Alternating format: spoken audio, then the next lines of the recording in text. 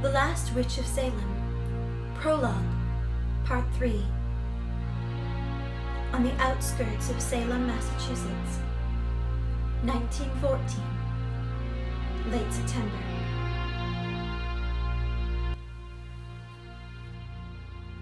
The little household was engaged in the normal activities of the night. The mother bustling around the kitchen, making apple pies with preserves. The kitchen was steaming with hot appley scents, pots bubbling over the iron stove. Her face just a little sweaty, her auburn hair plastered to her face, her red apron ever present on her waist. Isabel was playing piano.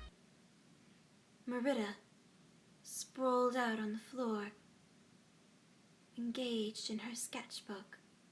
And Ella, for once Ella was home, talking business with her father, discussing what might lie over past the oak forest, over the stream at the bottom, swapping stories. The two of them sat in an armchair near the stove.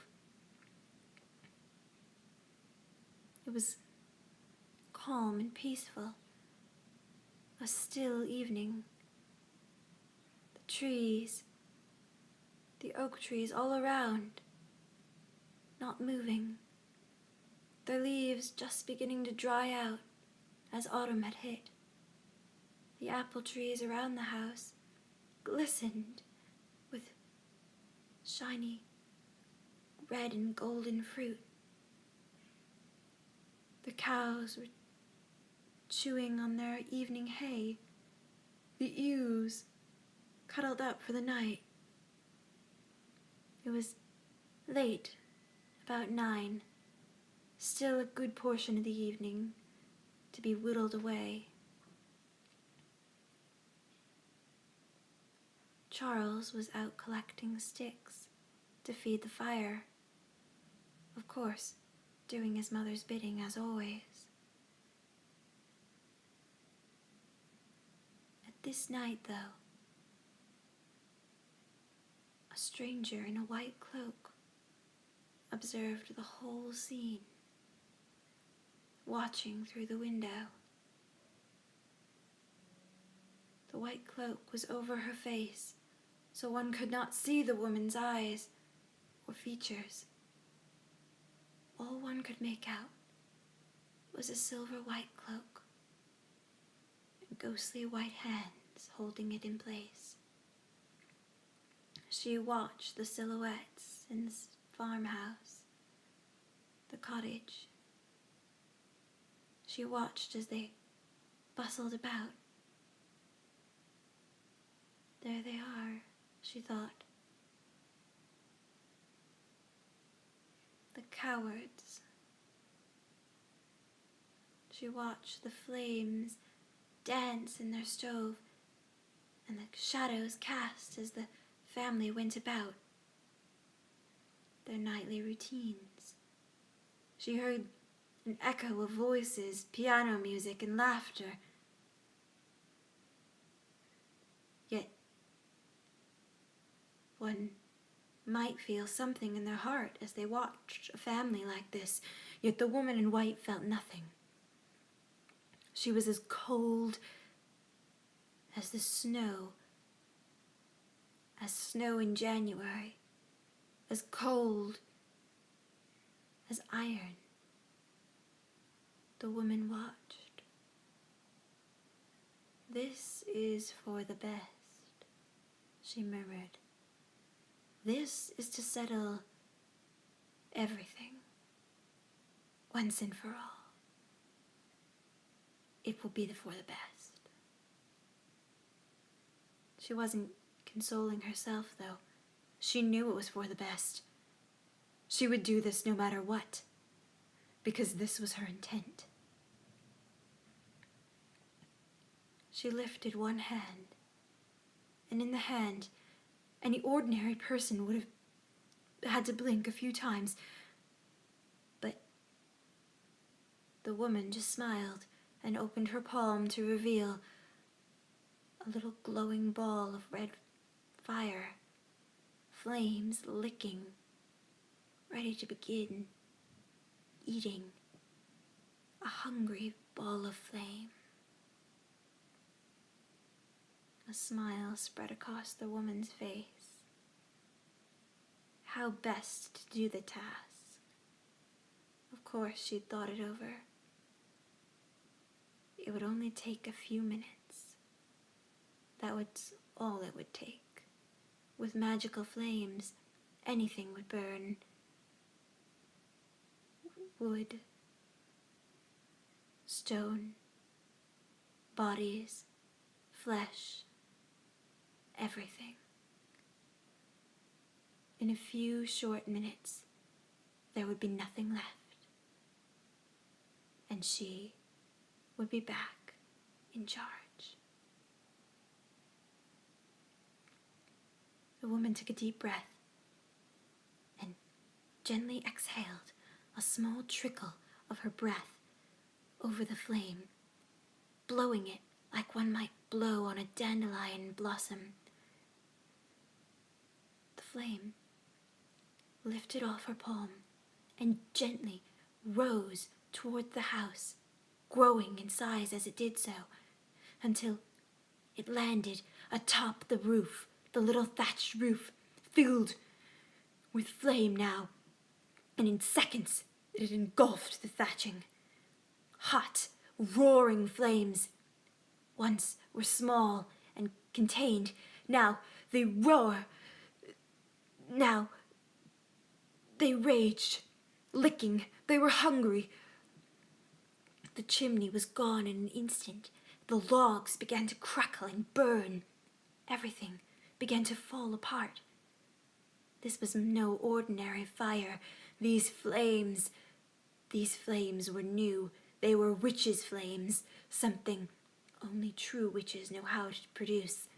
And of course, the woman in white was much more than a true witch. She watched closely. Now, of course, comes the screams, and there were many of them. The girls screaming, the father bellowing. What of the mother? The woman in white frowned. She heard nothing from the mother, and of course her ears were keen, waiting. 3 girls screaming their heads off.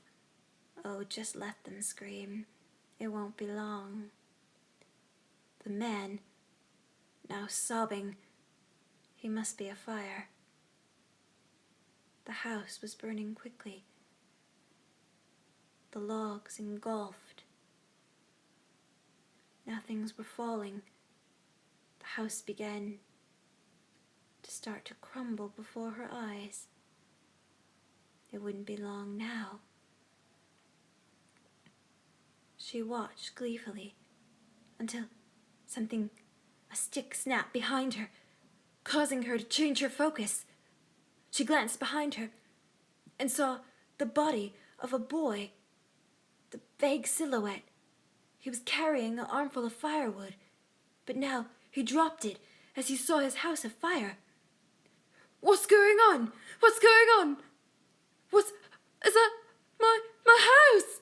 He was speechless. He didn't know what to say. "What have you done?" "Have I done?" The woman hadn't expected to meet anyone here. My darling, I did nothing. Really, I did nothing. It was an accident, a bitter accident. Do you know these people?" "Do I know them?" The boy rushed past the woman in white into the clearing and straight for the house. The woman in white had not expected this. She knew nothing of the boy. What boy? Yet she watched as the boy dove into the flames. "There goes another mortal," she murmured. Not that she minded. She was just confused. What was he doing here? Was he perhaps a child of Olivine? She smiled. How repulsive. This day got better and better. Then wait, what was that? The boy had re-emerged from the house? Impossible, these were witches' flames. They couldn't do that. A mortal would be burned instantly. No, maybe. Maybe the boy got lucky, and there wasn't any flames where he was treading. That was possible. What was the boy dragging? He was dragging a body. The body crumpled. It was bigger than the boy, and he seemed to double over its weight. He heaved the body out. It was blackened, caked with charcoal and ash. Poor boy, the woman in white thought. This is more than I expected to witness tonight. Yet she stayed. A witch always makes sure to finish her task. Now the boy was kneeling over the body he dragged out, sobbing uncontrollably and coughing from the flames. He himself was burnt in several places and caked with ash. "Mother! Mother!" he cried. This was news to the woman in white. This boy was Olivine's child. How interesting. "Mother! Mother!" The boy rolled the body over. It must be Olivine's body. He touched its face. Lifeless. He clung to its bosom and buried his head in her chest. "Mother!" he sobbed and started coughing because of the smoke and flame. "Mother, please! I don't want you to go," he said. "You've got to come back. You have to come back. You have to come back. Come on. Wake up." "Oh, boy," laughed the woman in white. "Little boy, how little you know." Still, she watched. What a sad scene, and yet she felt nothing. The flames had spread to the goat shed, and goats were screaming. The sheep, their white coats of fire, now ran across the pasture, trying to shake the flames from their woolly coats. They rolled, but only managed to set the meadow ablaze. The cows were stampeding, racing. One of them broke through the beautiful fence of the pasture and ran away into the oak forest. Soon the rest followed. Geese and chickens that the family had once owned now flew helter-skelter, clucking and honking, making a ruckus. All the while the house burned, and the barn burned, and ash fluttered down on the boy and the body of his mother Olivine. The boy was sobbing uncontrollably, his tears falling on the face of Olivine. He curled up into a fetal position next to the body. "Mother, you have to come back. Mother, Mother."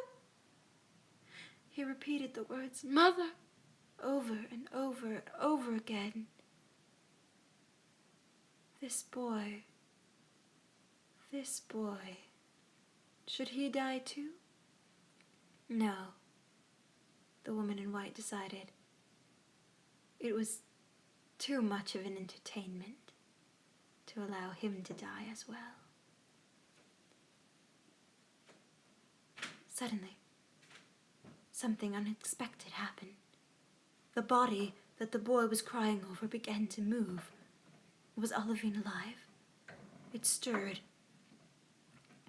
Then a hand flew up, as if warding off something.